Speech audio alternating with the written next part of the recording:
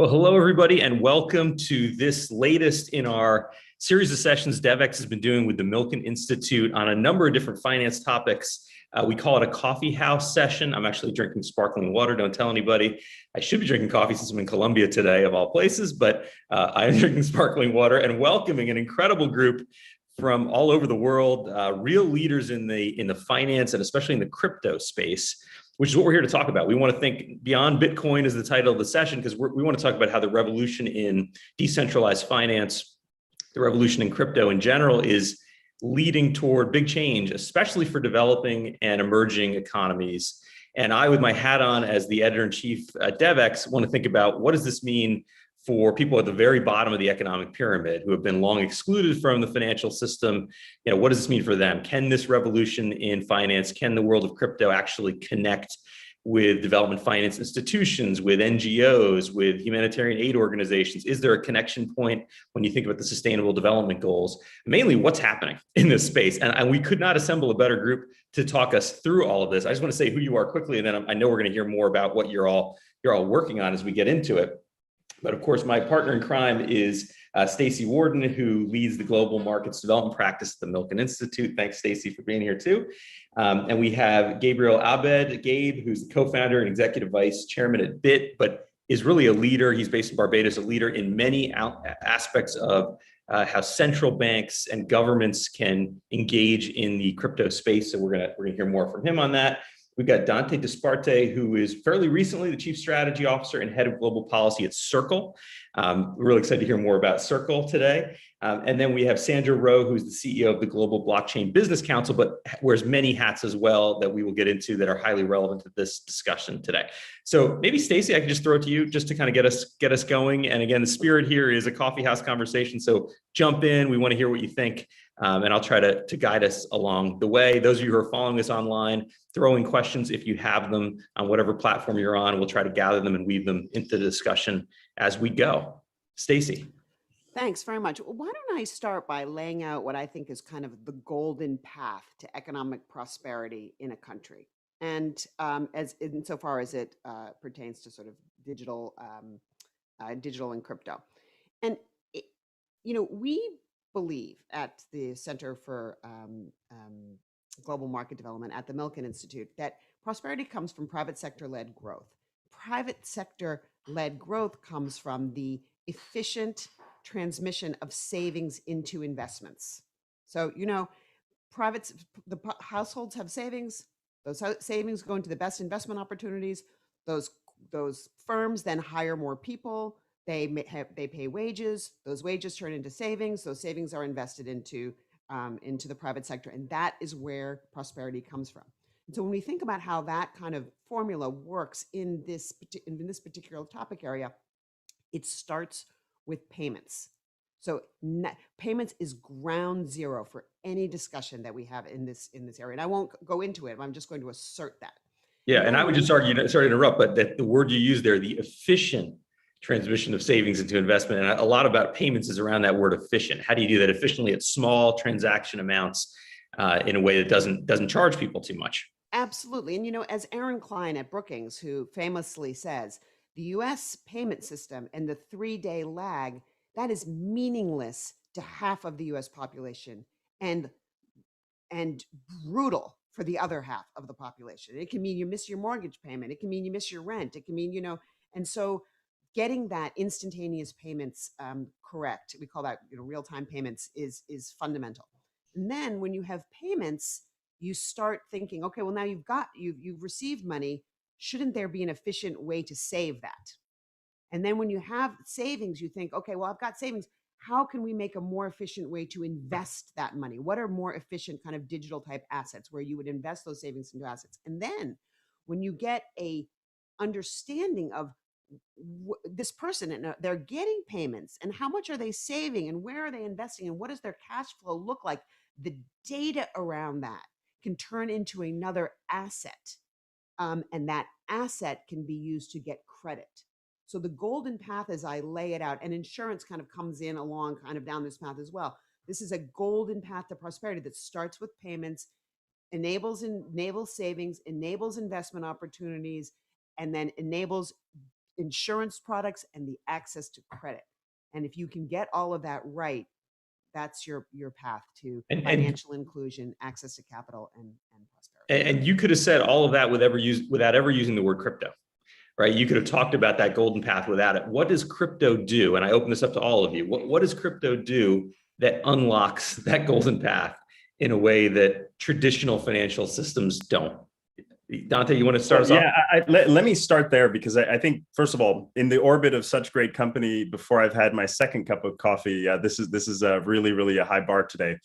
One, I was born on the other side of what Staci just described as this golden path to prosperity. So I know exactly and intimately what it looks like when this financial inclusion conversation is not an abstraction, right?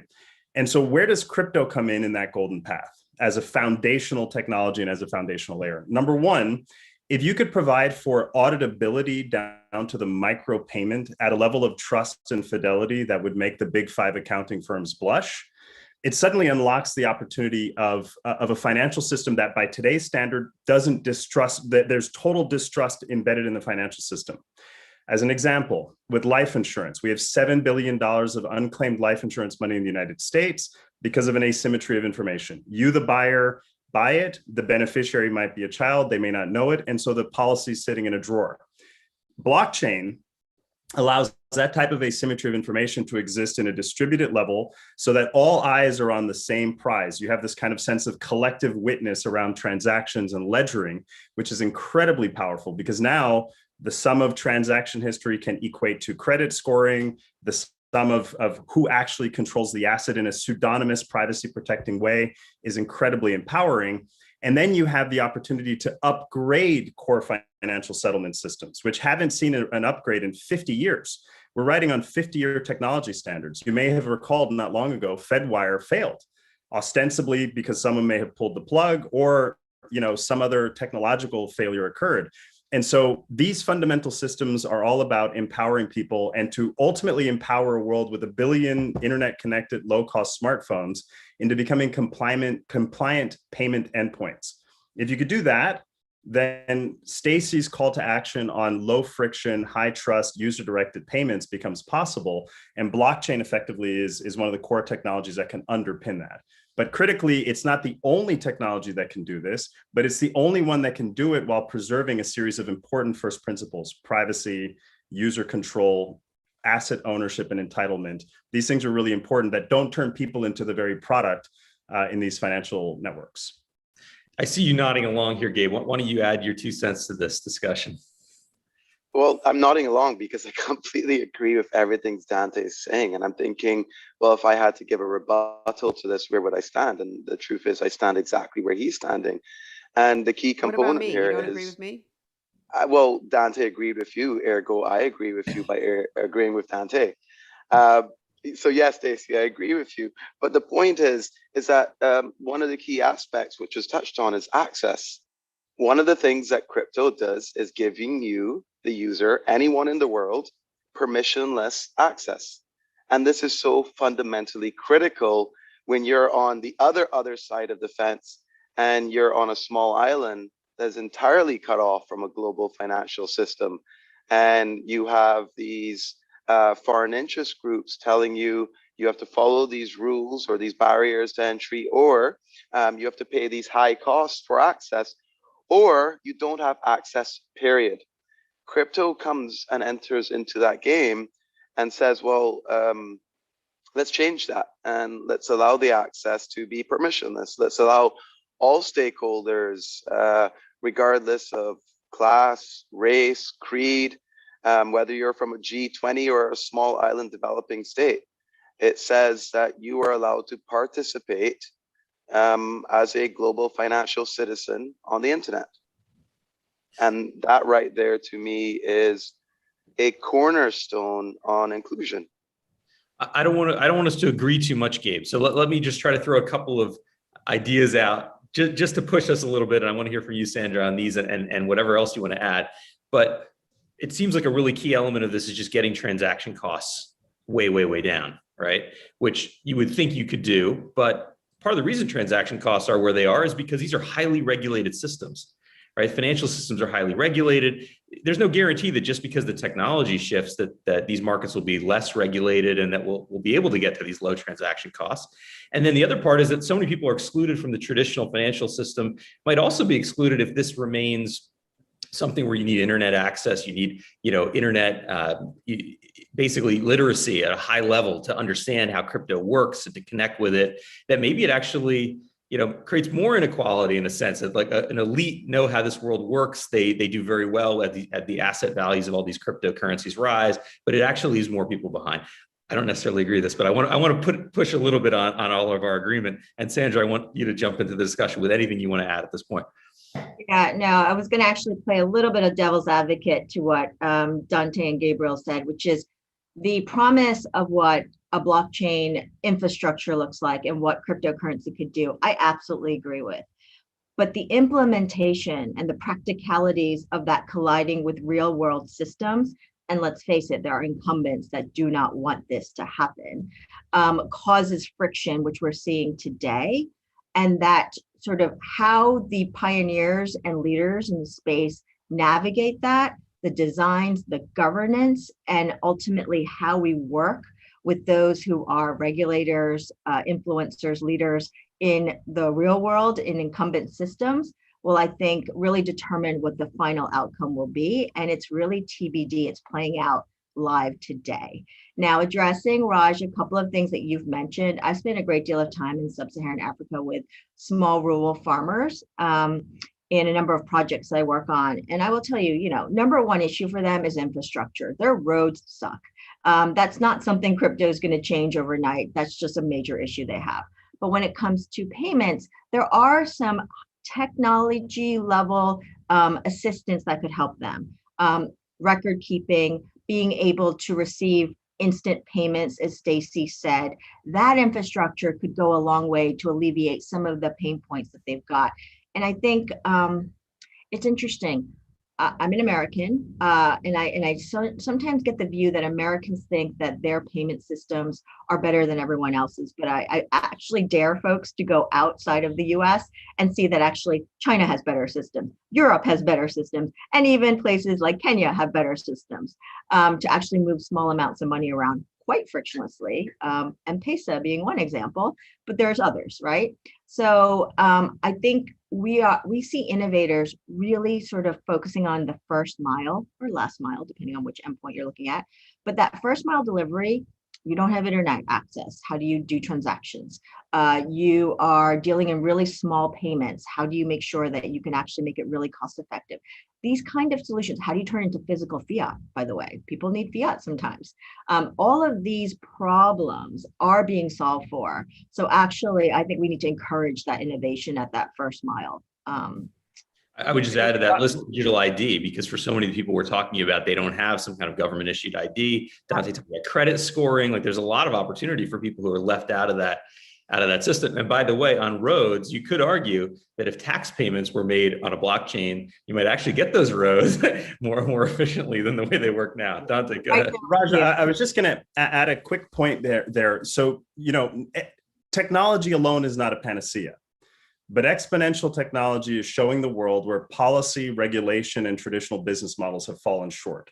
And by that standard, we have an enormous amount of work to do. And let's face it, crypto has a brand problem in the sense of, the original, architecture of this technology came into the world with circumvention at its core or crypto anarchy at its core. But what it's coming of age now is this kind of concept of optionality as opposed to competition. I actually think these types of systems complete unfinished work. And just evidence of that, think about the United States, the world's most powerful economy. In the context of the COVID-19 pandemic, we couldn't execute anything close to real-time payments across the country, let alone micro-targeted to the people who needed it the most. That's a national security vulnerability. Then when by extension, thinking very directly to the aid and development context, remittances historically are recession-resistant cash flow. 2020 wiped off $200 billion from global remittance cash flows, bigger than foreign direct investment, bigger than official development aid. And yet we don't have enough competition at the border of these transactions to drive down cost. And so there are a lot of technologies that can do this, but there are very few that can do it as well with the type of compliance and the type of security and the type of corruption-resistant payment corridors like blockchain. That's where these technologies can be real game changers in terms of just reducing friction from transactions. In the case of remittances, the global average cost is 7%. We exact a very, very heavy toll from the people who could afford it the least by today's standards. That's unfinished work that I think is aligned with public interest and public policy. You think it's work that's going to get done, Dante? Because Sandra's point is, look, they're incumbents. There's a reason why it's 7%. Sure. You feel like as you look at that space that we're going to get. Well, and one of the most powerful areas of, I think, common cause and alignment is actually to help reframe the post 9/11 global financial crimes compliance framework. If you want to ask the one thing that has probably pushed more people outside of the formal financial system, it is to say that any brown person in any single country is a bad actor, therefore penalize and redline the entire country or continent. Gabe knows this intimately. I'm from the island of Puerto Rico, territorial United States. It cost me $30 to send an overnight payment to Puerto Rico. We could do better than that. And the argument of, risk south of the equator no longer holds water when these types of technologies can allow for exact targeted payments to reach the designated individual. I want to stick up a little bit for some of the 8% though. It is the fault ultimately of cash. If you didn't have to have physical branches and buildings, and if you're Western Union and you don't have to honor an obligation that somebody can come and get cash for that transferred money, that cost of those remittances would go down significantly. And that's really the value proposition that comes with a DM or we'll talk about these sort of stable coins, but in a crypto framework, there is a huge economy. It's one of the world's greatest global economies, and it runs completely on digital payments with no cash whatsoever. And that is the Alibaba economy. And in that economy, payments are free and lending is micro. And again, it's a little bit not crypto, but if you think about kind of the initial value propositions of crypto, those they still hold. I mean, when Satoshi Nakamoto wrote that paper, we were coming out of the global financial crisis. This did not happen, but everybody expected a return to very high levels of inflation because central banks were going to start printing money. We're going to start trying to get ourselves out of this global financial crisis and to provide an alternative where there's a rule-based framework for the money supply process that humans can't muck around with would preserve value as an asset that you could hold, and it would preserve its value because it would be rule-based. That integrity of an asset, I think, has shown itself quite well in the Bitcoin, world. Second, pseudonymity works for people that need it as well. A dear friend of ours is sort of famous in the crypto space because she started paying Afghani women very early in Bitcoin, and they were able to keep their earnings away from brothers and fathers and husbands that might. And this is for women in developing countries, a very important value proposition. And then the third thing is this idea of deep micro payments that you could monetize, very tiny things that are bottom of the pyramid type payments. So, website views even, or cups of coffee, or something that, could only be a couple of, they're called Satoshis, very, very minute payments for things that over time can accumulate for the bottom of the pyramid. Gabe, you jump in. I've got a bunch of thoughts I want to add to Staci's, but I want to hear from you because you're working on exactly these issues. You're advising government. You're thinking about this from a national regulatory standpoint. Yeah, Gabe, can you brag a little bit about the central bank digital currencies and how you guys are really out on front on this? And I think, the world needs to know about it, frankly. Sure. Well, I'll first step back by saying that Bitt has made quite a lot of progress, and while I'm no longer at the organization, I do take the credit for founding and getting it to a very far point. But the team has carried it to a stage where recently, being last month, they've delivered the world's first monetary union CBDC network. And one of the key things that I heard Sandra speak about, and Staci, you touched on it, Sandra spoke about the fact that there being a level of resistance from the old guard. I can tell you I'm going to move away from Bitt and central bank digital currencies, and I'm going to step on to regulation-based technology, central bank digital currencies, digital securities, aviation networks, medical networks, identity, cultivation systems, you name it, anything that involves the process of regulation.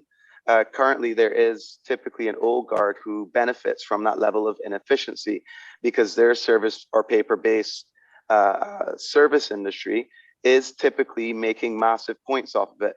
Staci, unfortunately, it's not always the fact that it's cash. Cash is not a really bad thing in society. I've actually become a believer in cash while being the pioneer of central bank digital currencies. I've realized cash isn't really the culprit. It's the old guard that wishes to maintain their status quo. They don't want to see a mobile money wallet that's going to have $0 charges for sending and receiving. They don't want to see a security settlement system that allows John on the street to buy $1 of a security and pay less than 10 basis points for that.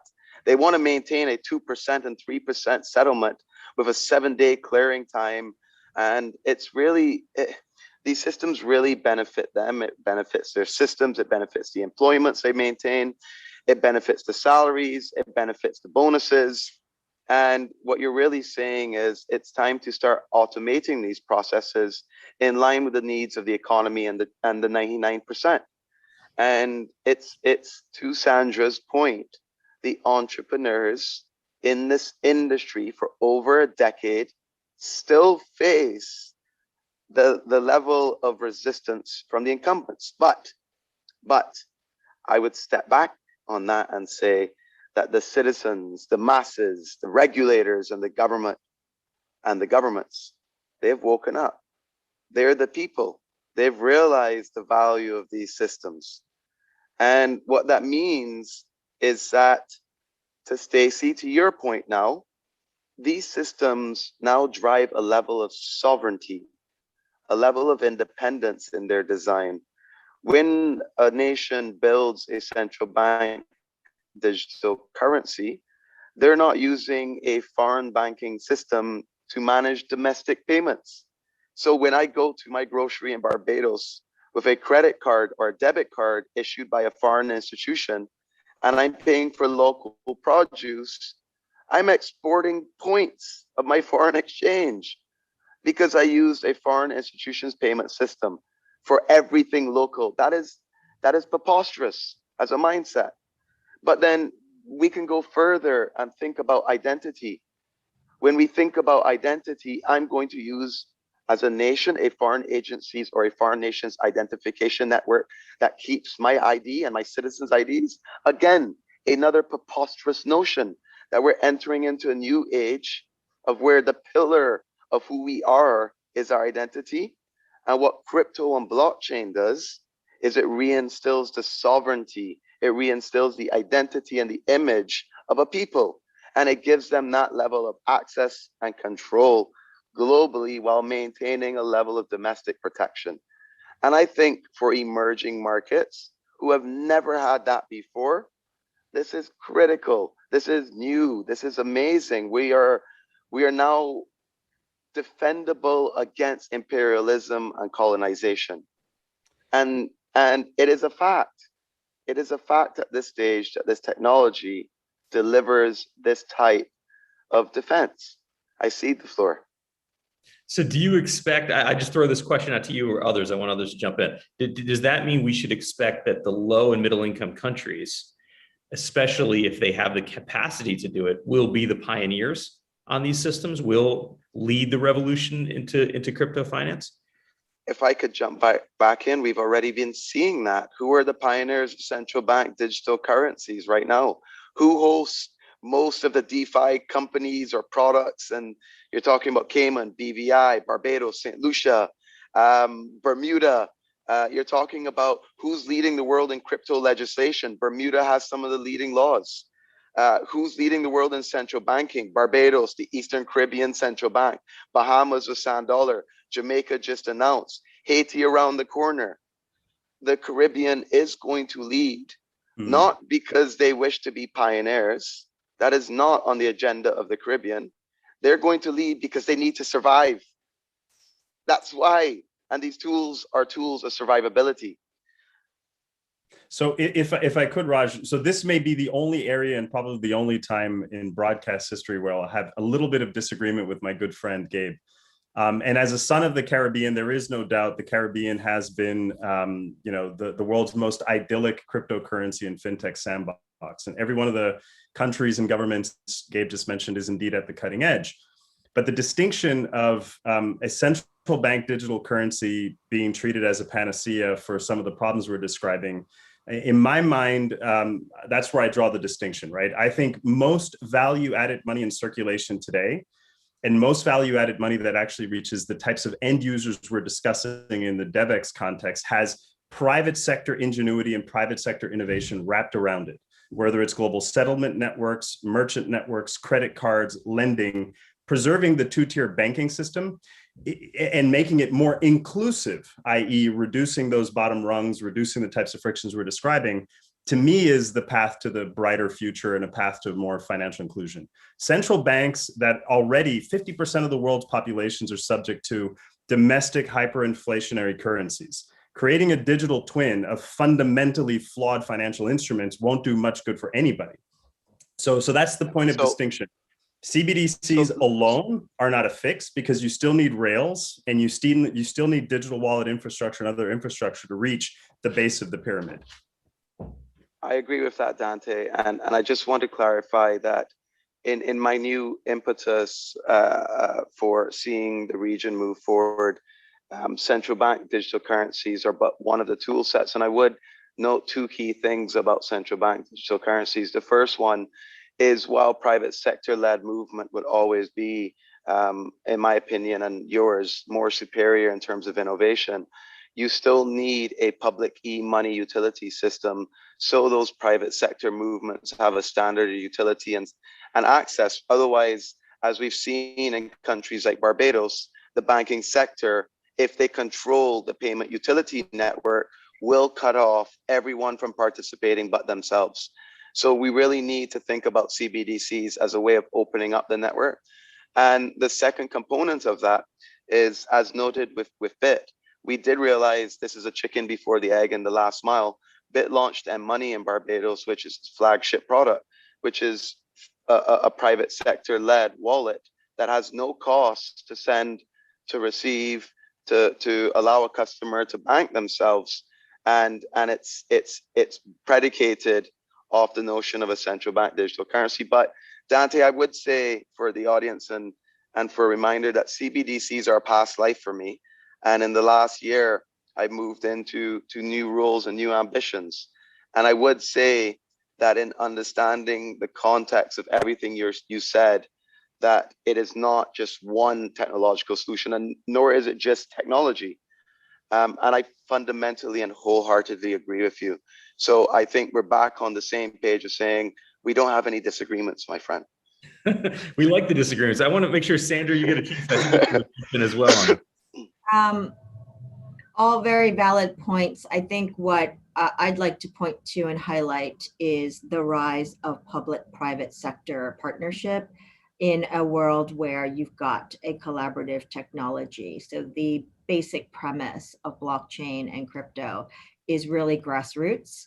It is fundamentally a utility in the sense that if you're going to derive the benefits as a society, whether you're a small country or a big country, you should be part of the network. And it could be multiple blockchains. I'm not talking about one blockchain or one crypto. There could be multiple layers of this, but everyone needs to have access to it. But also, we also need to design the rules for how private sector will innovate where they innovate best and profit, but then we also need the help of governments and public sector who actually know how to deliver certain services to citizens. I think you actually will see more and more of the rise of public-private collaboration. And we're going to see that across not only digital identity, but we'll see that across payments. We'll see that across multiple layers. And, depending on the country, some will have more emphasis on the public versus private and vice versa. But I think you're going to see that both sides need each other. And then what Gabe mentioned about the Caribbean innovating, we absolutely are seeing that. The innovations are coming from Gibraltar, Singapore, Switzerland, like typically very small countries of varying degrees of development.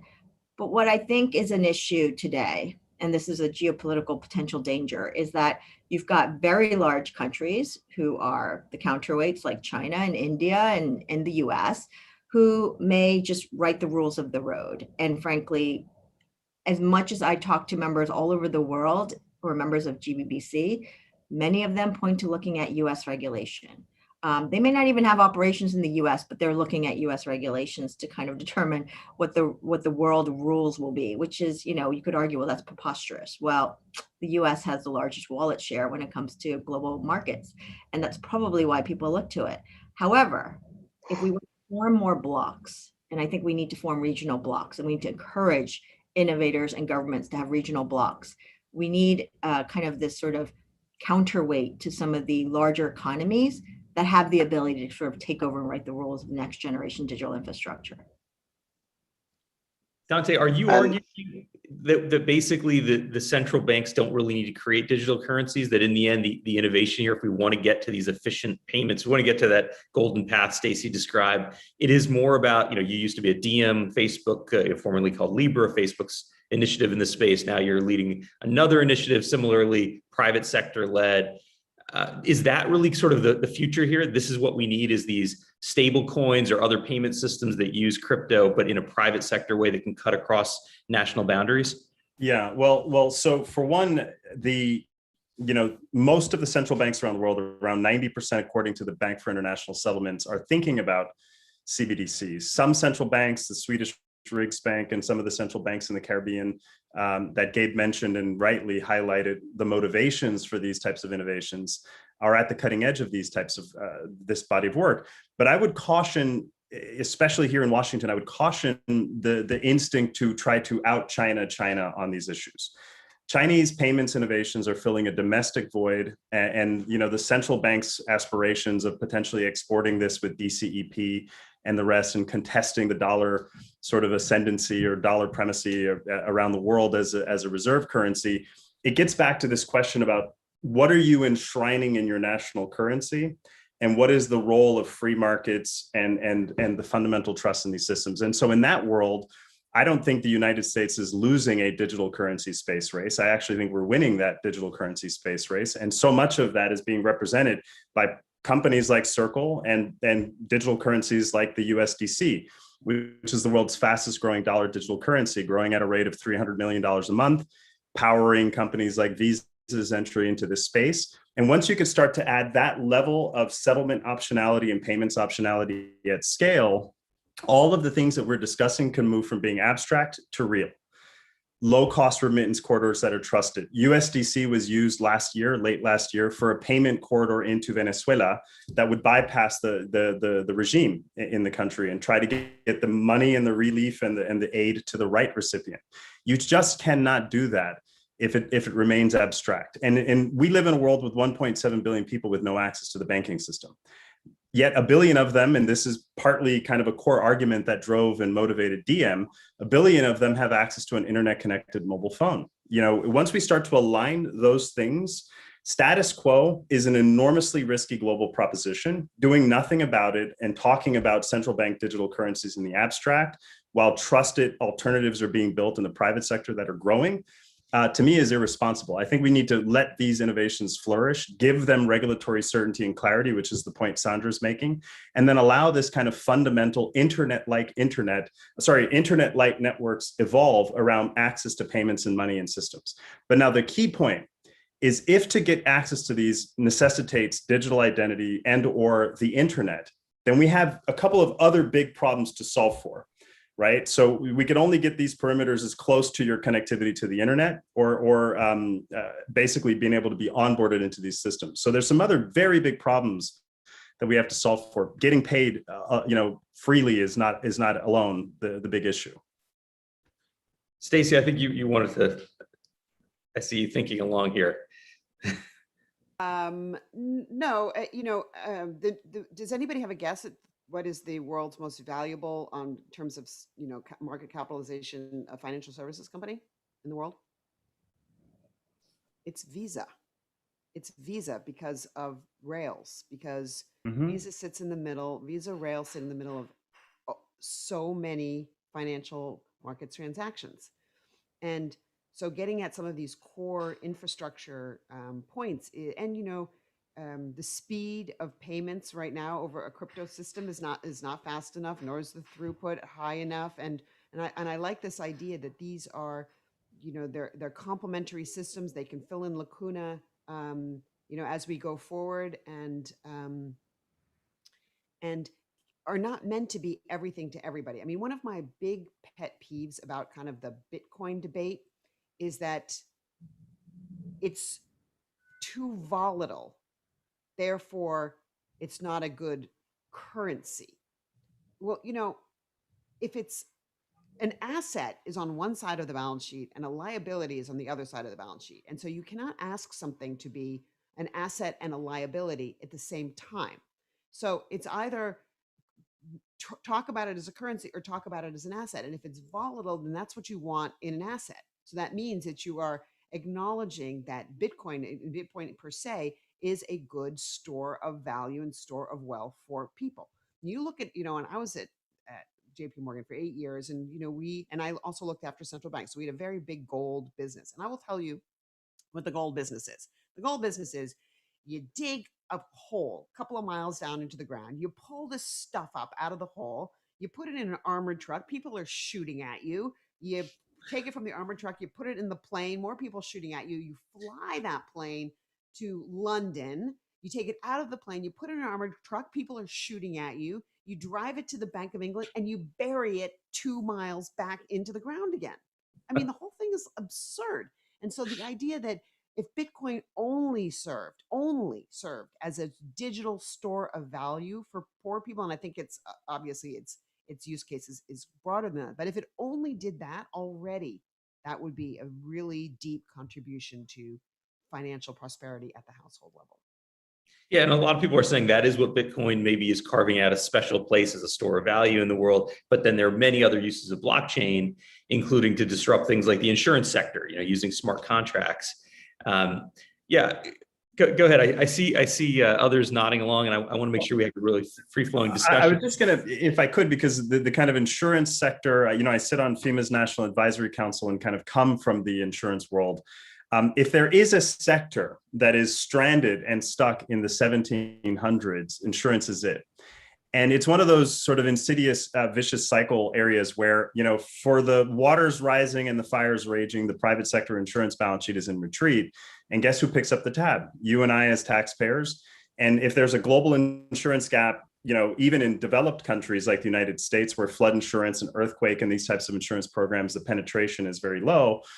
The opportunity using blockchain and trusted digital currencies like USDC as what denominates the insurance policy allows you to open up this entire realm of parametric claims, right? Where a claim can be paid based on an externally evidenced event. A flood, where property damage can be evidenced geospatially, you don't have to send costly loss adjusters, and that kind of value chain is enormous. I mentioned the life insurance example moments ago. Imagine a life registry that allows people to check whether or not they're in fact a beneficiary of a policy and unclaimed money, as opposed to it going into an estate or being monetized. There's a lot of opportunities to just create hyper transparency along these value chains. And if we just did that, we would move the needle, right? Let alone the kind of micro insurance opportunities, crop failure programs in sub-Saharan Africa and emerging and developing countries, enormous opportunities to sort of overcome this kind of who he or she who has the lowest cost of capital wins the financial services debate. We've got to move further than that. And that's one of the challenges we have.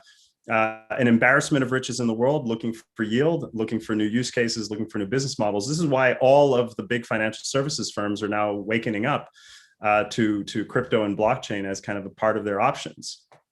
Let me just add just one thing, because I think it's very interesting as a thought experiment, not that we're there yet. And if everything happens in the insurance sector that Dante talks about, the world would be a much better place. However, if you take it to its sort of reductio ad absurdum level, too much transparency in insurance will kill the very idea of insurance. I mean, pooled claims rest on the idea that you're not 100% sure who the healthy person is and who's not the healthy person. So you insure them all at the same level. Who's the good driver and who's the not good driver. But if you know that Sandra's a good driver and Dante is not a good driver, Dante is not going to be able to get insurance. It's only this idea that there's some opacity around that. And I'm willing to take a risk that there's a couple of bad drivers because most people are going to be good drivers. And so I don't exactly know how to think about that, but it is a world where insurance will sort of self-combust. And there may be a real life example already, Staci, in this company Metromile in the US, which tries to peel away drivers who only drive a short amount of miles because they basically scale their pricing against how much you drive. And they say, we'll charge you a lot less because you don't drive much. But when you peel them out of the pool that is currently, serving a much larger insurance market, I think it gets exactly to your point that insurance itself becomes questionable. Exactly. I mean, this is SoFi to me is one of the most brilliant ideas of a financial services company because the US government gave everybody student loans at the same interest rate. SoFi came along and said, and they cherry picked the good ones. They said, if you have wealthy parents and you're a business major and not a poetry major, and if you went to a good school and not a bad school, then we'll give you we'll lower the debt of your student loans. And so they put in the terms of a put option, they put all of the less worthy creditors to the US government. I mean, anyway, this is a little bit of a tangent, but I worry about this. Because ultimately, to me, the fundamental question we're asking is, okay, we have an unequal world. We have a financial system that benefits incumbents, benefits the richest economies. Here we have this new technology that's growing at an exponential rate and that theoretically could flip things upside down, or it could actually make things worse. And you could end up maybe with, for example, take insurance. The people who need it most can least afford it and access it today, right? If you're a smallholder farmer, to Sandra's example earlier, let's say in East Africa, one drought could wipe you out completely. And yet probably you don't have access to that insurance product, right? So the whole idea is, can we engineer this revolution in decentralized finance and in blockchain to actually serve an end goal that we want, as opposed to just serving the current structure as exists today? Go ahead, Sandra. Guys, if I could jump in there, I'm going to give you guys an example of something we're working on right now, because it's always more complex once you get down to the individual localized level than you ever want it to be, but it is.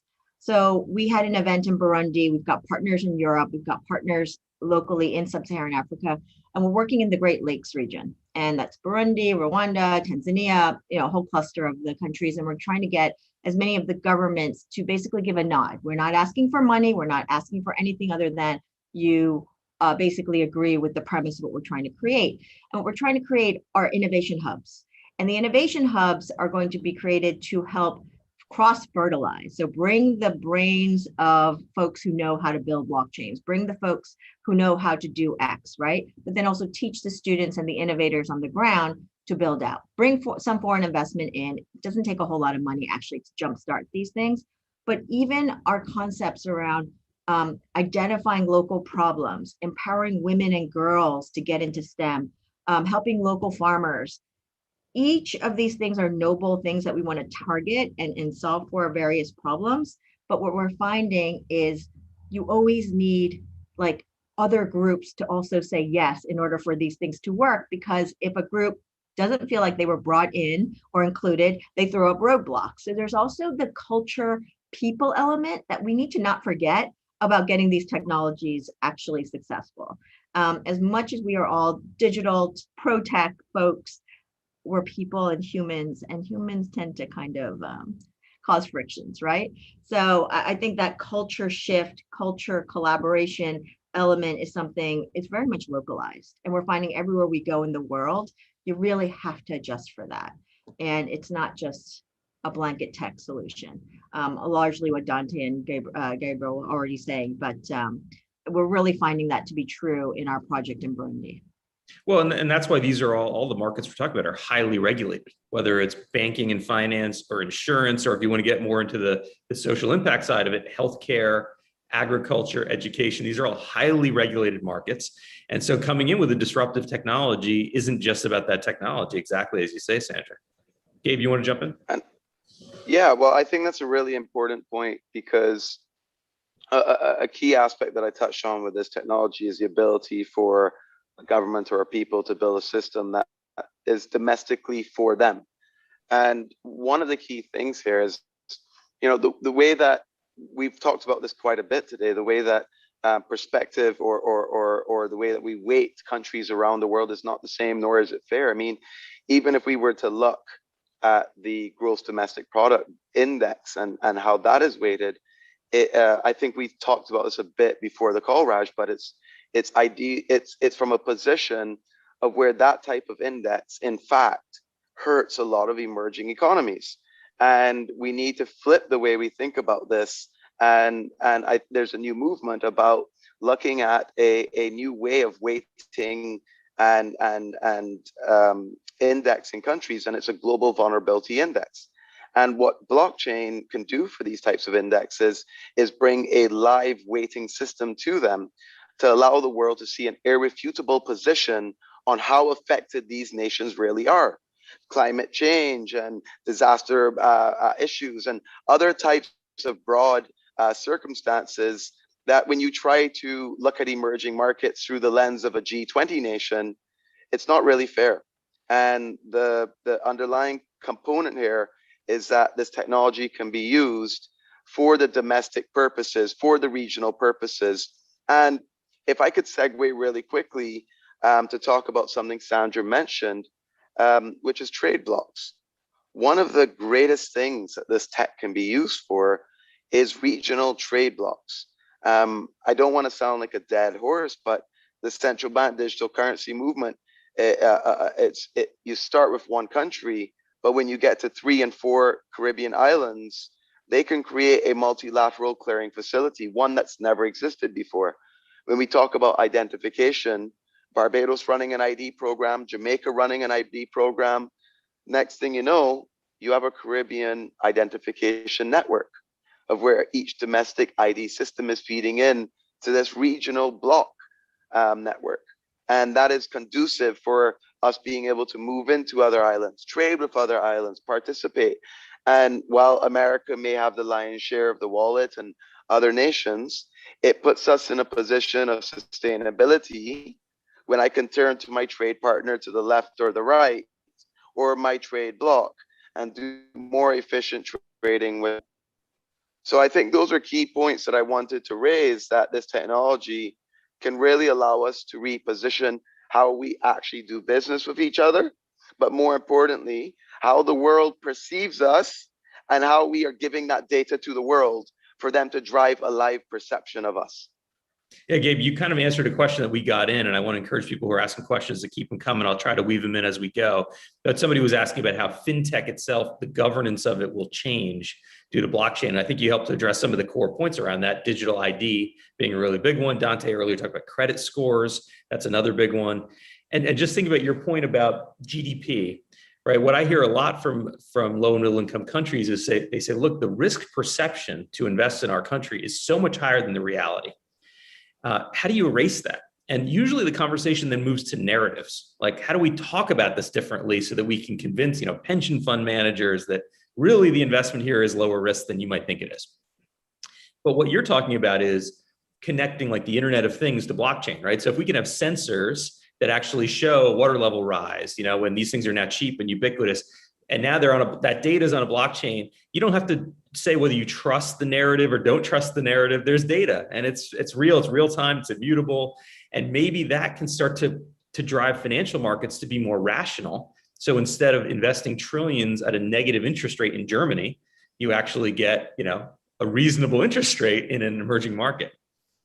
And the thing here is we change the narrative from weighting us on this old, outdated, inaccurate weighting stick towards something that's more accurate. When someone looks at these emerging markets against this new light, it starts to make sense a little bit more on the type of assistance, the type of investment, the type of risk profiling.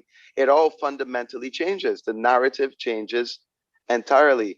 And I think for the topic that we're discussing this morning, which is emerging markets and how crypto can impact that, I think that is one of the more impactful avenues that can be expected out of this industry.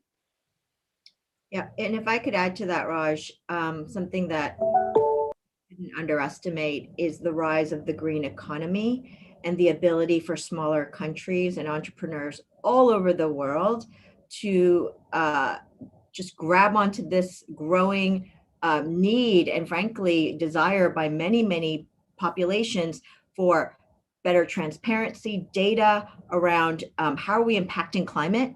And it's good business to have that kind of information and those innovations. And what Gabriel mentioned, absolutely, we need to challenge the data we're collecting today and the indices and the stats that we rely on, because in this new world, or in the current world we're in, we need better products for measurement. We need better metrics, but we also need better data. And a lot of that can be derived from blockchain solutions that will help say, you know what, you don't need to believe country X or company Y. You actually need to look at what the system is putting out, provided that you've got the right governance. Yeah, the carbon market is a great example of that, right? Where people say, hey, give me money, we'll sequester carbon in my tree planting project, but who's really able to monitor how much carbon is actually sequestering? Sorry, Staci, I think you want to jump in. No, it's the Mexican trucking problem, right? When we negotiated NAFTA, we didn't let Mexican trucks into the United States because they weren't, they didn't have the emissions requirements and all that stuff. And I used to argue at the time, well, all Mexican trucks? Like, aren't some Mexican trucks, able to, could we let those Mexican trucks in? Could we just have a standard for emissions, and any truck that met that standard could, this is protectionism under the guise of, sort of environmental and safety regulations, right?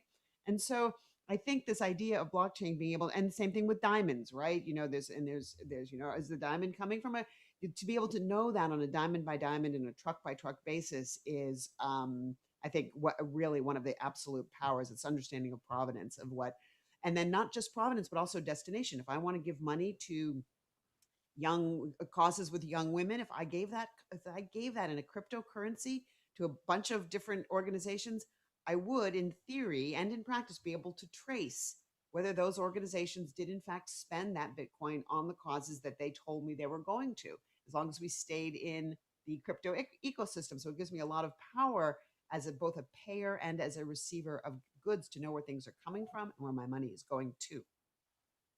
Yeah, there's a huge opportunity in the aid sector, right? Where there's the sense that when major government institutions like USAID or DFID in the UK, that they give out money, that very little of it ultimately gets to the very local community group or civil society organization or even the individual. And that if you could use a blockchain system, maybe you could in some ways direct the funds and control them more, right? Because you could write all of these terms around it to make sure money isn't spent in ways you don't want it spent. You could pull it back, or you can use wallets. There's a lot you can do. Or at least know. You would at least know. And by the way, the promising thing is that's happening today.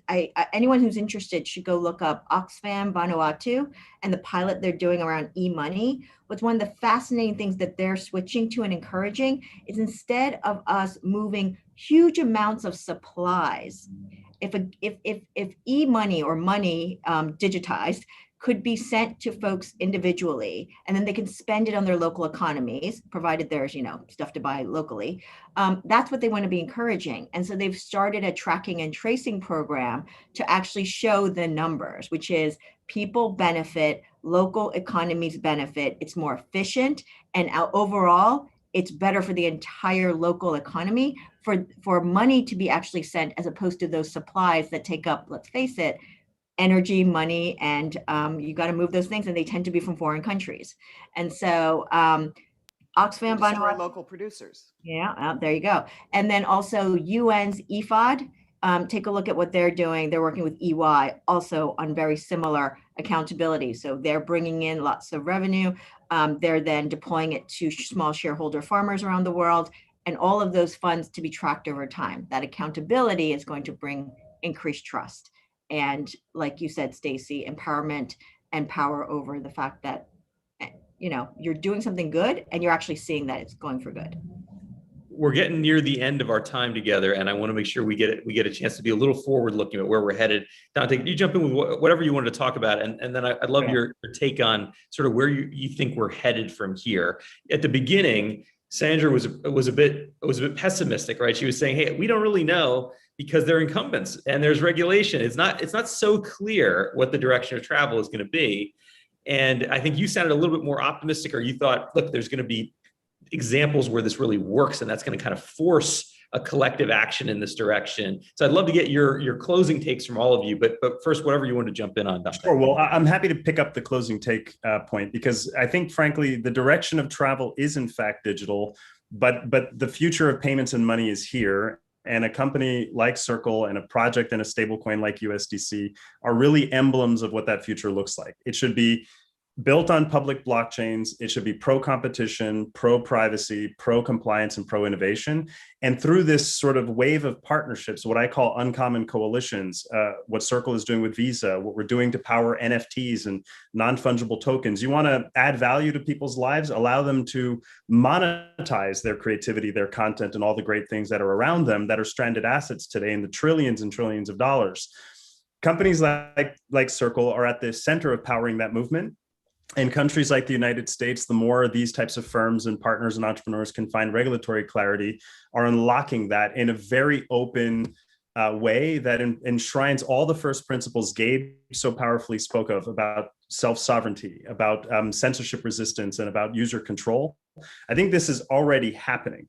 The abstraction level is, should central banks get involved, and if so, at what level? I think the urge to become and launch a CBDC is potentially problematic. We've got to talk about, why do so many governments around the world, why are they repressive in the first place? And would control of digital money in these forms also just, enshrine that power and potentially imperil people and the wrong communities, women, as just one case that Staci mentioned earlier, to potentially really insidious forms of money and value capture. So open, built on the internet, built for the internet, prosperity for all is happening, and it's happening fast. It's only an 11-year-old journey though. So we're asking a lot of a technology that's just coming out of beta. The next time we have this panel and we don't mention blockchain once, we know we've changed the world with it. That's a good marker. Gabe, what about you? Where do you think we're headed from here? Well, the direction is absolutely north. The obvious answer is that everything that we can envision right now that has a trust center, we know is scheduled for some level of disruption. We've known that for a while. I think what we are seeing, however, is the live implementations of the minimum viable products and the pilots that we saw years ago are now starting to come to life, to start proving the utility. And I think that's broadly what's helping with the hype and the drive of cryptocurrency adoption, is the fact that the platforms are coming to life, the utility is coming about. And I believe that in the future, we're going to see things where the next evolution of the touting of blockchain reaches other industries. We just touched NFTs, but NFTs were 5, 6, 7 years old. I think the next evolution or the future, and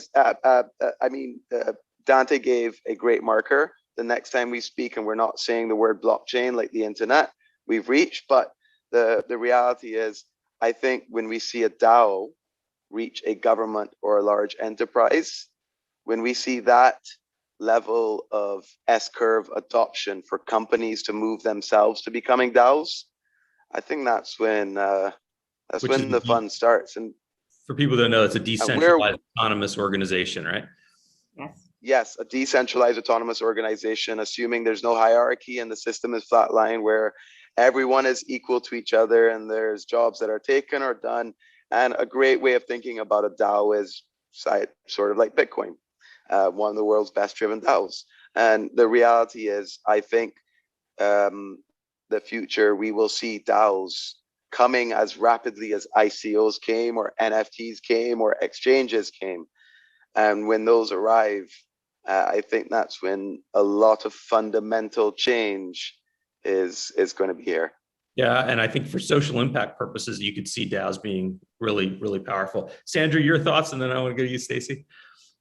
Yeah, I'm just going to wrap up here by saying, first of all, thank you for the opportunity to have this discussion. we are going to see over the next decade, multi-decade evolution of paradigm shifts. And it's an age of innovation that we've never seen before, really. I mean, we've seen a lot of change, but I think we're going to see pretty much every industry sector. We focused on financial services here, but pretty much every industry sector affected. But I think ultimately, I believe in human-centric tech. So we need to solve for real-world problems. We need to actually impact society positively. Tech for tech's sake, you know, if you like to experiment, great. But if we're going to be implementing deep infrastructure changes, they better be better than the previous version and in a very deep and meaningful way for most of society. And so I think this requires both incumbents and innovators. It's not just about a runaway train of just innovation. I think it needs guardrails because there will always be bad actors who try to take advantage of innovative solutions or innovative, honeypots.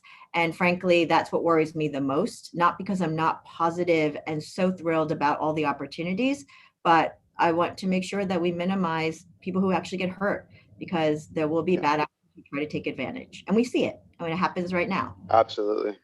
Yeah, no, you're absolutely right. And then you think about the narrative around crypto, so much of it is what's the price of Bitcoin today?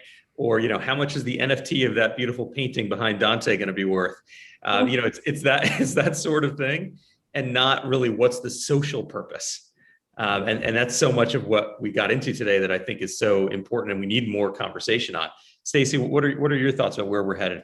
Just to end quickly, because I know we're out of time, I have a friend who's very wealthy because he started and now runs a consulting firm that shows companies how to use the technology that they already have. This is his entire business model. And what I would like to see is a lot more execution and a lot more implementation of the crypto and digital solutions that are already extant. And for me, the rolling out and the execution and is where I think we need to focus and where we need to, and that's what I think that solidification over the next couple of years is going to be the most important element. Yeah, that's what I appreciate a lot, Sandra. Your examples, real world cases where people are trying to use crypto to solve real world problems. And that in the end is, so much of what our community at Devex is interested in. We've got a new newsletter that we just put out called Devex Invested, which is trying to get at exactly these questions. And crypto is one piece of that broader investment and finance space, but it's a really important one. And I think a really growing one. And so it's been so awesome just to get some time with each of you to think this through a little bit together as a collective. And I hope we can do it again soon. I really do. The work each of you is doing is incredible. We'll push this out to our broader community. I encourage everyone who's following along to take a look at the work that Gabriel and that Dante and Sandra and Staci over at the Milken Institute are doing. It's incredible work. And thank you for spending some time with us today. Thank you, Raj. Thank you.